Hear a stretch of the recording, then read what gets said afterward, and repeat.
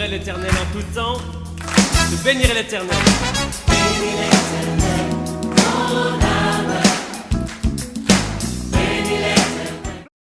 Combien il nous arrive, nous aussi, de croire à ces choses.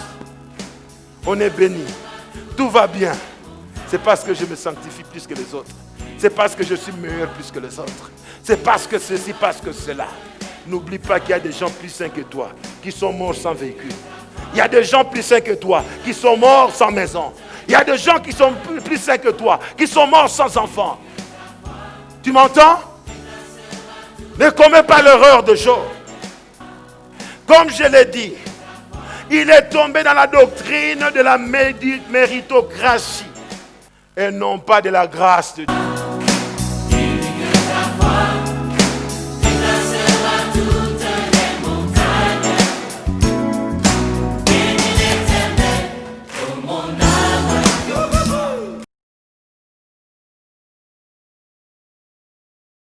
Nous pouvons nous asseoir et nous acclamons le Seigneur. Alléluia. Alléluia. Le Seigneur est bon et le Seigneur est merveilleux. Alléluia. Oui, ce matin encore, frères et sœurs, comme je vous l'ai annoncé, nous voulons poursuivre avec ce thème combien capital et important que nous avons commencé voici quelques dimanches en arrière. Dieu parle, cependant, l'on n'y prend point garde. La fois passée, nous sommes arrêtés là où je soulignais la vérité selon laquelle notre Dieu se cache. Notre Dieu se cache. Et déjà là, dans Job 23, 9, ainsi que Job 36, 26 à 33, nous voyons là les amis et Job déclarer quelque chose en ce sujet au verset 30. Voici, il étend autour de lui sa lumière et il se cache jusque dans les profondeurs de la mer. Oui, deux fois Dieu se manifeste, deux fois Dieu se cache. Dieu se cache derrière des situations, Dieu se cache derrière les circonstances, Dieu se cache derrière les événements de la vie courante, Dieu se cache derrière les pensées qui peuvent nous traverser, Dieu se cache dans sa parole qui est d'ailleurs Dieu lui-même. Combien de fois en tant qu'enfants de Dieu, nous ratons le but de Dieu, nous ratons la grâce que Dieu a mise sur notre route parce que nous n'avons pas su discerner Dieu dans ce que nous sommes en train de vivre ou dans ce que nous sommes en train de rencontrer. Nous n'avons pas discerné Dieu dans ce que nous sommes en train de parler, alors que dans cet homme que tu rencontres et qui te parle, Dieu donne la réponse à ta préoccupation, peut-être même une directive pour ce qui concerne ta situation. Conséquence de choses qui, du point de vue de Dieu, étaient déjà réglées, ne trouvent pas leur accomplissement, parce que seulement nous avons été distraits. Je me souviens, il y a quelque temps, je parlais sur ce thème, les déserts de nos vies et leurs messages cachés. Oui, Dieu parle même dans les déserts de nos vies. Dieu parle. Et ce matin, j'aimerais relire le texte de Job que nous avons lu la fois passée, mais que nous n'avons pas exploité. Et le Saint-Esprit nous aidera à tirer plusieurs leçons dans l'expérience de cette âme.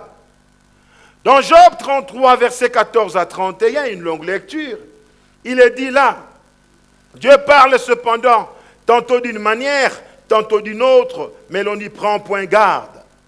Il parle par des songes, il parle par des visions nocturnes, quand les hommes sont livrés à un profond sommeil, quand ils sont endormis sur leur couche. Alors il leur donne des avertissements. Voilà ce que la Bible déclare. Il leur donne des avertissements et les met le sceau à ses instructions, afin de détourner l'homme du mal et de le préserver de l'orgueil, afin de garantir son âme de la fosse et sa vie de coups du glaive. Par la douleur aussi, l'homme est repris sur sa couche, quand une lutte continue vient agiter ses os. Alors il prend en dégoût le pain, même les aliments les plus exquis. Sa chair se consume et disparaît. Ses os qu'on ne se voyait pas sont mis à nu. Son âme s'approche de la fosse, sa vie de messager de la mort. Mais ici se trouve pour lui un ange intercesseur, un d'entre mille, qui annonce à l'homme la voie qu'il doit suivre. Dieu a compassion de lui et dit à l'ange, délivre-le afin qu'il ne descende pas dans la fosse. J'ai trouvé une rançon. Et sa chair a plus de fraîcheur qu'au premier âge. Il revient au jour de sa jeunesse. Il adresse à Dieu sa prière et Dieu lui est propice. Lui laisse voir sa face avec joie et lui rend son innocence.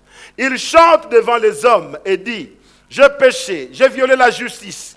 Je n'ai pas été puni comme je le méritais. Dieu a délivré mon âme pour qu'elle n'entre pas dans la fosse. Ma vie s'épanouit à la lumière. Voilà tout ce que Dieu fait. 2 fois, 3 fois avec l'homme.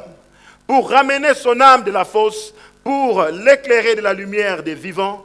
Sois attentif, Job, écoute-moi, tais-toi et je parlerai. Paroles que nous avons du mal souvent à lire dans ces livres que nous voyons que souffrance et souffrance. Mais livre combien édifiant, combien important pour nous chrétiens d'aujourd'hui. Car nous voyons là dans ce livre des vérités combien importantes et actuelles en ce qui te concerne et en ce qui me concerne. Il traite d'un thème qui doit nous attirer et attirer notre attention. La souffrance du juste, la souffrance de l'aimé de Dieu, la souffrance du fidèle de Dieu, la souffrance de celui qui a fait le choix de marcher avec lui. Est-il compatible d'un côté un Dieu grand, un Dieu élevé, un Dieu incommensurable, un Dieu qui dit un mot et la chose s'accomplit, et de l'autre côté, voir ses adeptes, voir ses fidèles croupir dans la misère, croupir dans la souffrance. Est-il normal?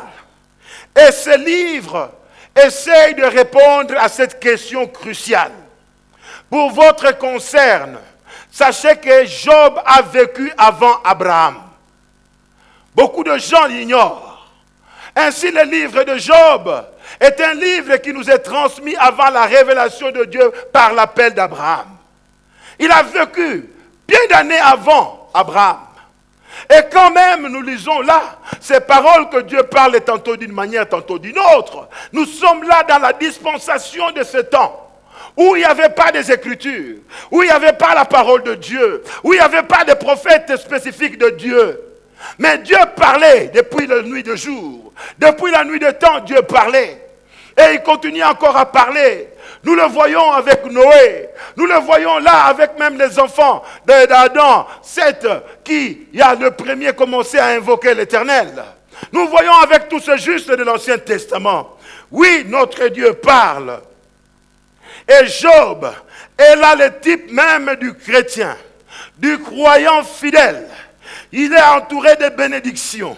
Il est possédé beaucoup de biens. Et il avait une vraie piété. Lui-même réclame son intégrité. Dieu lui-même devant Satan assure que mon serviteur Job, il est intègre. Il était fidèle dans sa marche selon lui. Satan, lui l'accusateur des enfants de Dieu, lui l'accusateur des serviteurs de Dieu, il va se promener. Et voilà dans une rencontre avec Dieu, que je ne saurais complètement expliquer, nous voyons Dieu mettre en scène le scénario de la souffrance de Job. C'est Dieu l'auteur, c'est Dieu la source. Souvent nous voyons que l'ennemi Satan, dans nos difficultés, dans nos problèmes, mais Satan n'a jamais allé chez Dieu demander qu'il ait éprouvé Job. Non, c'est Dieu lui-même qui a commencé à vanter Job et Dieu a attiré l'attention de Satan. C'est Dieu qui met les choses en jeu. Il est la source de ce qui arrive à Job. Non pas les accusations de Satan. Satan l'accuse juste pour discréditer la fidélité de Job. Pour dire à Dieu, c'est parce que tu l'as béni qu'il est fidèle. C'est parce que tu l'as béni qu'il marche avec toi. Essaye seulement de lui ôter et tu verras. Satan profite de ce que Dieu lui-même a initié. Il faut remarquer ici que tout ce qui se passera comme voie que Job va emprunter, comme situation que Job va traverser, ces choses viennent de Dieu lui-même. Oui, Dieu va orchestrer le scénario de la souffrance de Job. Ça peut vous paraître absurde, ça peut vous paraître choquant, et pourtant c'est la vérité. Ce livre commence par la rencontre de Satan avec Dieu. Et dans ce que Satan, Dieu lui donne la permission. Elle se termine par une vérité, la récompense et la bénédiction double de Job. Et par une déclaration forte de Job. Je me répands, car j'ai parlé de manière insensée. Oui, j'ai entendu parler de toi, mais maintenant mon œil t'a vu. Nous avons là les deux bouts de ce livre du premier chapitre au chapitre 42, qui donne la finalité de ce que Dieu a mis en scène. Il avait un plan, il avait une vision pour son serviteur, il avait un message à lui communiquer, il avait quelque chose à lui dire. Mais pour atteindre ce but, Dieu lui-même va entraîner Satan dans l'affaire. Oh oui, oh oui. Satan n'y est pour rien. Il n'est qu'un simple instrument, certes ignorant quoique rusé, pour accomplir les desseins de grâce de Dieu pour Job. Dieu veut bénir Job. Dieu veut enseigner Job. Mais Dieu utilise Satan. Comment comprendre que Dieu utilise l'ennemi Satan? Oui, frère, nous sommes là dans la science de Dieu et non pas la science des âmes. Oui, ces voix nous dépassent. Ces pensées nous dépassent. Combien de fois dans notre marche, nous voyons Satan agir et de fois, nous nous posons la question si la parole de Dieu est vraie. Combien de fois nous sommes perplexes. Nous sommes là dans des situations où, d'un côté, il y a les promesses de Dieu, de l'autre, Satan est encore actif. Faisons attention. Car Job, le chrétien de son temps, nous enseigne aujourd'hui. Oui, Satan attribue la piété de Job à la faveur de Dieu et à sa prospérité. Et à la protection que Dieu l'entoure. Et Dieu va livrer tout cela entre les mains de Satan. Mais il dira, tu touches à tout ce bien et à tout ce qu'il a, mais tu ne touches point à sa vie. Satan a le monopole de la vie du juste. Peut-on comprendre ce scénario? Peut-on comprendre cette vérité? Que Dieu livre son oint au contrôle de Satan. Job, qu'a-t-il fait Dieu pour que tu l'amènes dans une épreuve aussi dure? Oui, Dieu abandonne tout entre les mains de Satan. Et Satan va cribler Job.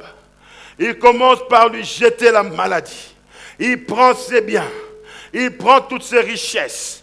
Et il va encore utiliser des éléments de la nature. La tempête qui va amener la mort de tous ses enfants. Oui, Job le prospère. Job le riche. Job le considéré. Job le notable se retrouve dans la cendre. Il se retrouve dans la poussière.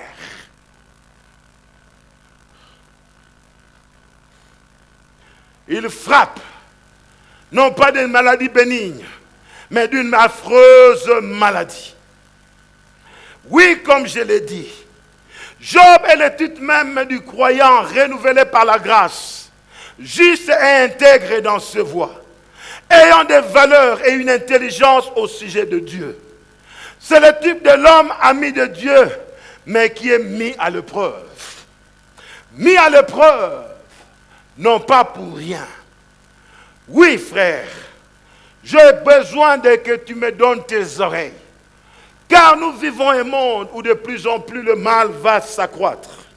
Il y a de plus en plus de situations que Dieu permettra pour concrétiser les promesses qui précèdent son retour conformément aux signes annonciateurs. Si nous avons une pensée tronquée de la vérité de Dieu, nous pouvons faire naufrage quant à la foi. Oui, L'ami de Dieu peut connaître la souffrance. Que ça te plaise ou non. Que ça me plaise ou non. Tout l'Ancien Testament nous donne les cas des fidèles de Dieu. Des hommes, des femmes, des prophètes qui ont marché avec Dieu, mais qui ont connu des situations compliquées. J'aime une parole qui revient souvent dans les livres de psaumes. Dans leur détresse, ils crièrent à l'Éternel. Oui, frère, le mot détresse n'est pas une souffrance légère. Le français classe la détresse dans une catégorie intense de souffrance. Dans leur souffrance intense, dans leur souffrance pénible, ils crièrent à l'Éternel. Et Dieu n'a pas changé. Oui, les justes ont été persécutés dans l'ancien temps. Les justes ont connu des problèmes dans l'ancien temps. Les justes de deuxième alliance ne feront pas exception. Ne feront pas exception. Souvent, nous avons une mauvaise réaction de l'épreuve parce que seulement nous avons été mal enseignés ou insuffisamment enseignés. Dieu met son ami à l'épreuve, comme il a fait comme Marie et Marthe, en permettant la mort de leur frère Lazare. Il met à l'épreuve, premièrement comme test, pour voir si Job pouvait se maintenir devant Dieu en présence de la puissance du mal.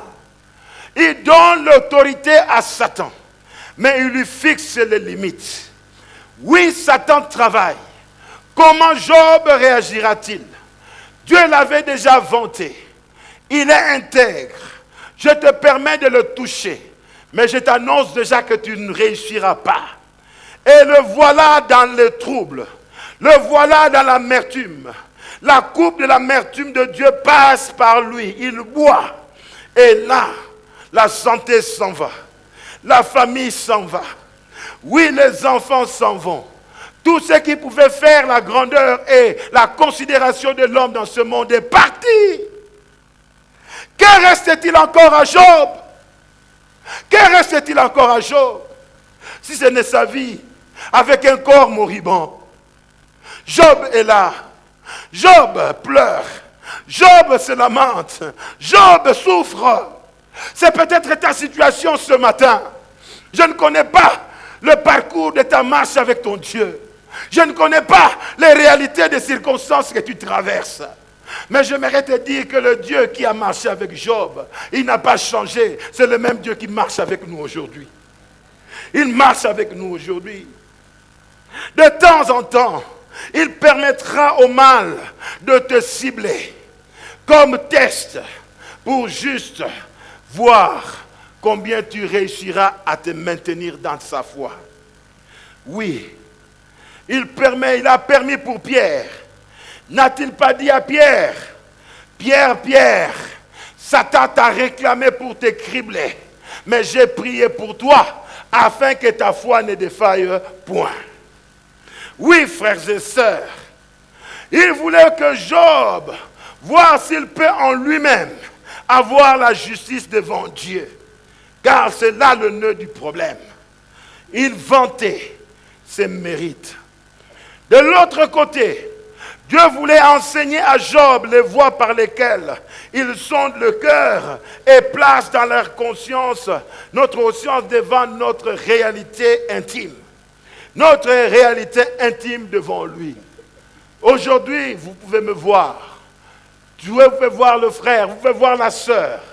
Nous n'avons que les yeux physiques. Personne ne voit les consciences.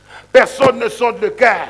Mais de temps en temps, Dieu permettra des situations afin que ce qui est enfoui soit révélé. Soit révélé. Et c'est ce qui s'est passé avec Job. Souvent nous nous posons la question, pourquoi Dieu a fait cela? Je vais vous donner la réponse aujourd'hui. Car le Job qui s'est vanté d'être meilleur, le Job qui s'est vanté d'être spécial, il n'a pas compris que tout ce qu'il était et ce qu'il avait était le produit de la grâce de Dieu. Voilà le problème de Job. Il voulait justifier ses bénédictions, justifier sa condition par son intégrité, par sa marche. Et avec Dieu, ça ne marche pas comme ça. Non. Oui, il va utiliser plusieurs instruments tour à tour. Il va commencer par Satan, qui va cribler Job. Et Satan va échouer. Et nous voyons l'échec de Satan dans Job 19, au verset 25. Malgré la souffrance, malgré les humiliations, malgré la perte des enfants, malgré la perte de ses richesses, malgré la perte de sa santé, Job rappelle à Satan sans le savoir une vérité intime de l'état intérieur de son cœur. Il dira, je sais que mon Rédempteur est vivant et il s'élèvera le dernier. Satan dit, mais ce gars, avec tout ce que j'ai fait, avec tout ce que j'ai détruit dans sa vie, il continue dans son intégrité à ce Dieu. Satan lâche. Il lâche prise. Satan n'a pas atteint le but de Dieu dans le cœur, dans la vie de Job. Et Dieu va faire recours à 3 autres instruments. Les amis de Job, des anciens, Tsophar, Bilhah et l'autre, ils viendront et des discussions âpres vont s'engager avec Job. Ces derniers viendront pour convaincre Job d'une doctrine répandue même aujourd'hui. La doctrine de la méritocratie. Si tu es dans la souffrance, c'est parce que tu as péché. Si tu es dans la souffrance, reconnais ton erreur. Si tu es dans la souffrance, c'est parce que, quelque part, tu dois fouiller ton passé. Tu dois fouiller tes ancêtres. Il faut aller déterrer les ancêtres pour confesser les péchés des ancêtres. On cherche à justifier les choses. La doctrine de cause à effet. Oui, si tu es comme ça, c'est à cause. Si tu vis la situation comme ça, c'est à cause. Oui, cette fois, cela est vrai dans la marche, mais cela n'est toujours pas valable dans la vie de Dieu. Job, ses amis l'acculent. Et cela va l'amener à la colère, à la révolte. Nous pouvons condamner ses amis qui ont manqué d'amour dans leur traitement de Job dans sa situation. Mais là, ces amis de Job ont eu à révéler quelque chose qui était caché dans le cœur de Job. Et quand Job a été dans la capacité de se défendre, il s'est mis dans une discussion féroce. Et qu'est-ce qu'il déclare? Qu'il est juste. Il ne mérite pas ce qui lui arrive.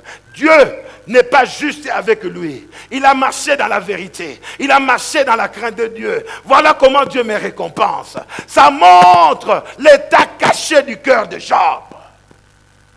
Et tu ne marcheras pas avec Dieu toujours dans la superficialité.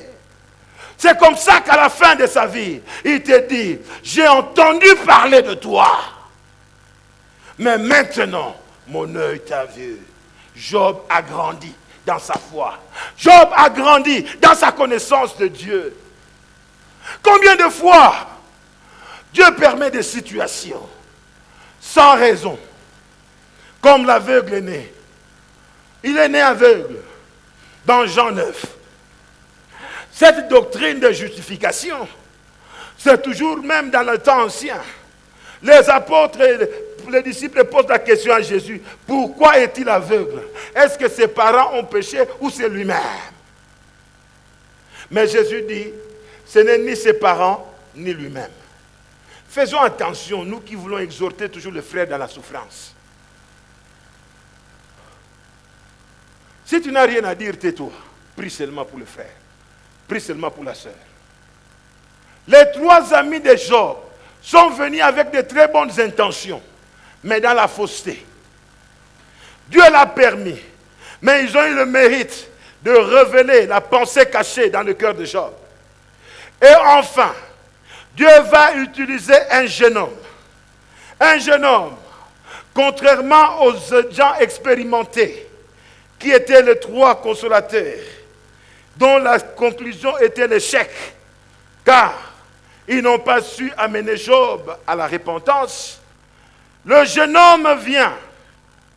Et cette intervention était quelque chose que Job ne pouvait pas penser.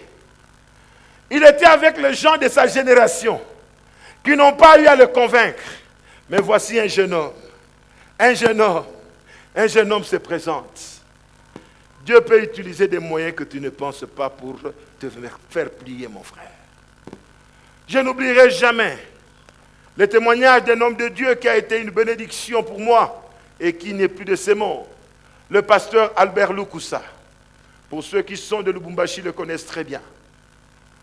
Oui, il faisait son témoignage. Un Kassaïen convaincu. Oh, la femme n'avait rien à dire. Et il était là, il travaillait dans la Gécamine, je crois. Il avait beaucoup d'argent, il avait une bonne situation. Il ne se souciait pas de Dieu. Mais la manière dont Dieu a utilisé cette femme pour l'amener au Seigneur a changé toute sa vision des choses. Lui qui trouvait que la femme n'était rien. Une femme sera envoyée par Dieu. Et il va lui parler de Dieu. Et il va lui révéler sa vie. Les choses qu'il faisait en cachette. Des choses que même sa femme ne savait pas. Et il était là devant cette femme qu'il pouvait mépriser. Tout briser à cause de l'autorité que Dieu a donnée à cette femme. J'aimerais vous dire, frères et sœurs, Dieu peut se cacher derrière un jeune papa. Dieu peut se cacher derrière une jeune fille, maman, pour te ramener sur le droit chemin. Dieu peut se cacher derrière ton propre fils, que tu peux écrabouiller, que tu peux écraser. Dieu se cache pour nous parler de foi. Mais souvent, nous ne prenons pas garde. Derrière ce petit jeune homme, c'est caché l'instrument puissant de Dieu, qui amènera Job au but de Dieu. Ce jeune Eliou. Il entre en scène au chapitre 32 jusqu'au chapitre 37. Soit 6 chapitres. Et il ne vient pas comme les prédécesseurs. Les prédécesseurs sont venus. Nous n'avons pas de souffrance, donc nous sommes justes. Nous sommes aimés de Dieu. Mais toi, Job, tu souffres. Il faut reconnaître que tu as fait quelque chose de mal. Donc, ils étaient des propres justes pour eux-mêmes aussi. Mais ils voulaient mettre Job dans une condition telle que tout ce qui lui arrivait était le fruit de sa conduite. De sa conduite. Quoique Dieu frappe des fois à cause de mauvaises conduites, mais tout ce qui nous arrive n'est pas forcément dû à une mauvaise conduite. Mais Eliou vient différemment. Il ne s'adresse pas à Job comme quelqu'un qui est plus spécial que lui. Il ne va pas chercher à s'imposer sur Job, mais il va chercher à le gagner. À le gagner. Combien de fois nous ratons le but avec de bonnes motivations à cause de la mauvaise approche?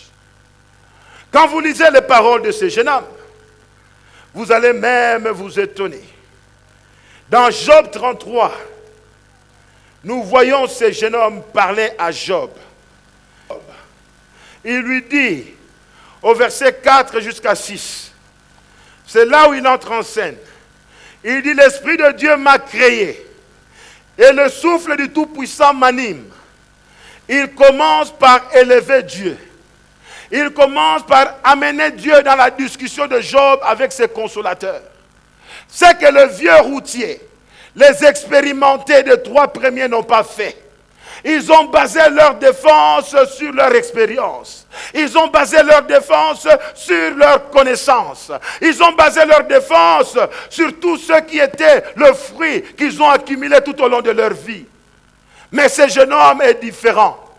Il entre en scène en reconnaissant le rôle du Saint-Esprit. Il dit, l'Esprit de Dieu m'a créé. Le souffle du Tout-Puissant m'anime. Si tu le peux, réponds-moi. Défends ta cause, Job. Tiens-toi prêt. Devant Dieu, je suis ton semblable. Inutile de chercher à discuter avec moi. Je suis ton semblable. Je suis au même pied d'égalité que toi. Et il ajoute, j'ai été comme toi formé de la boue. Alléluia. Alléluia. Combien de fois même nous, les serviteurs de Dieu, nous nous approchons même quand nous prêchons, comme si nous étions les maîtres du monde, des gens qui maîtrisons tout, qui connaissons tout, alors que moi et vous, nous ne sommes que le produit de la grâce. de la grâce. Dieu peut donner des responsabilités, mais la responsabilité n'annule point que nous sommes égaux devant Dieu. Car Dieu jugera selon la fidélité de chacun, serviteur ou non. Il dit, l'Esprit de Dieu m'a formé. Et devant toi, Dieu, je suis ton semblable. Il diminue devant Dieu. Il reconnaît sa source en Dieu. Il dit, j'ai été comme toi formé par la boue. Ainsi mes terreurs ne te troubleront point. Mon poids ne saurait t'accabler. Comme toi, j'ai aussi des terreurs. Comme toi, j'ai aussi des choses qui m'accablent. Comme toi, je suis un homme mortel. Comme toi, je ne suis qu'un homme qui dépend de l'Esprit de Dieu. Voilà comment il vient. Il amène Dieu dans l'histoire de Job. Combien veulent conseiller? Combien veulent donner des orientations? Mais ils n'ont pas amené Dieu dans cette situation. Ils n'ont pas reconnu que Dieu peut nous utiliser. Mais nous ne sommes faits que de la poussière. Et nous sommes comme ceux qui souffrent. Généralement, quand je prie pour les gens dans leur situation, il m'arrive facilement de pleurer. Parce que je réalise que je ne suis pas différent. Je ne suis pas différent. Vous m'entendez? Vous venez voir le pasteur. Le pasteur a ses combats.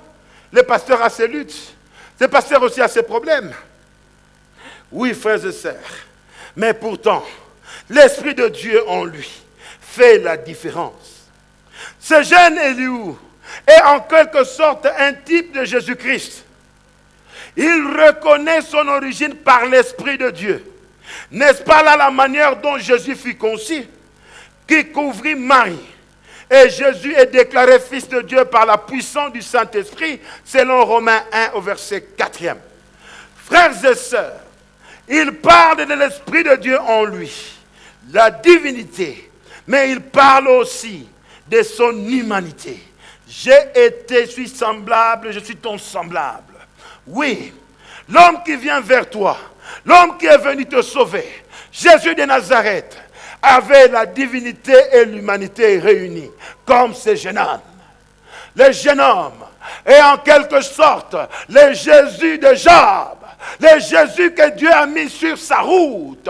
Et toi, en la nouvelle alliance, tu es privilégié. Parce que c'est le Jésus parfait qui est venu pour te parler. Il est venu pour t'enseigner. Dans Hébreux 1, au verset 1 jusqu'au 3, il nous est parlé de ce Jésus.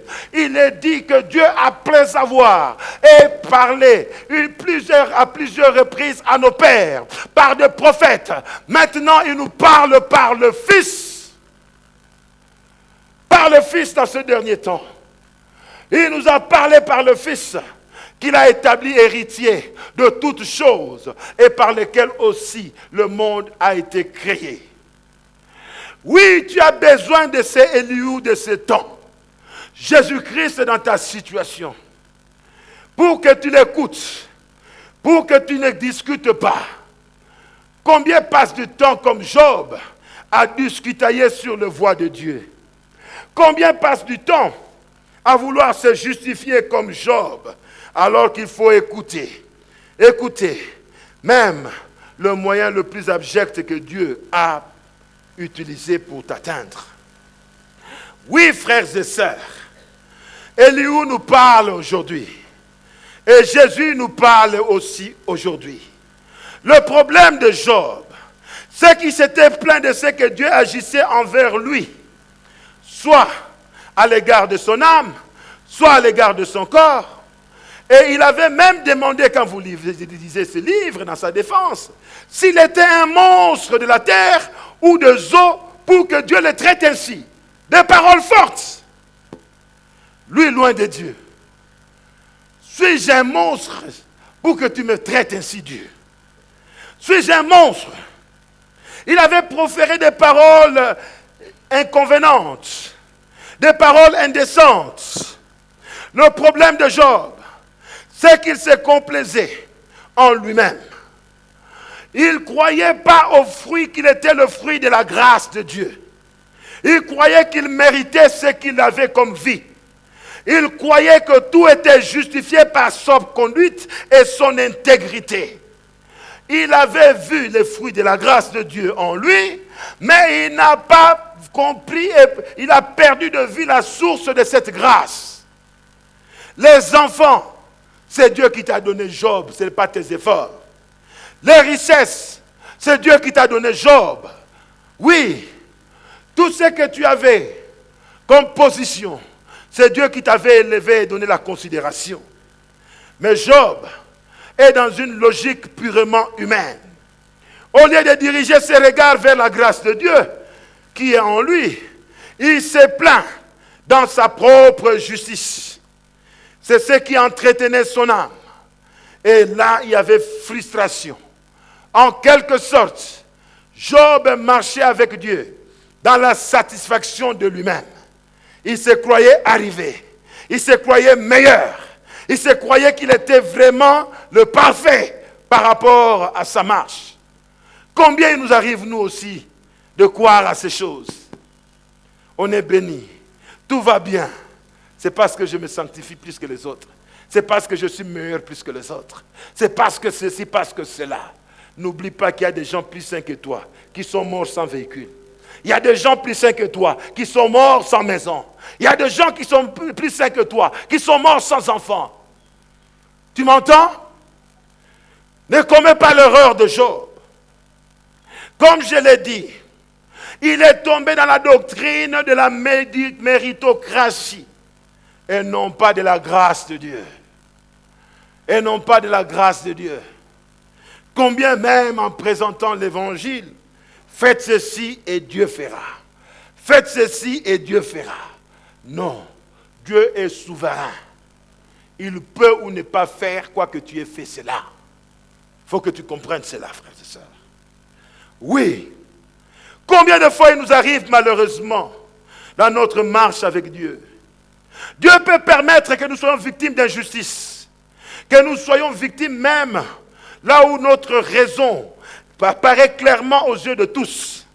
Il permet nous passions par de creuser, par des tribulations, des situations compliquées pour révéler l'état intérieur de nos cœurs. Pour révéler. Souvent quand nous marchons avec Dieu, des années passent, tout va bien, nous sommes là, nous entrons dans une routine. Et nous croyons que nous sommes quelque chose. Nous croyons que nous méritons quelque chose.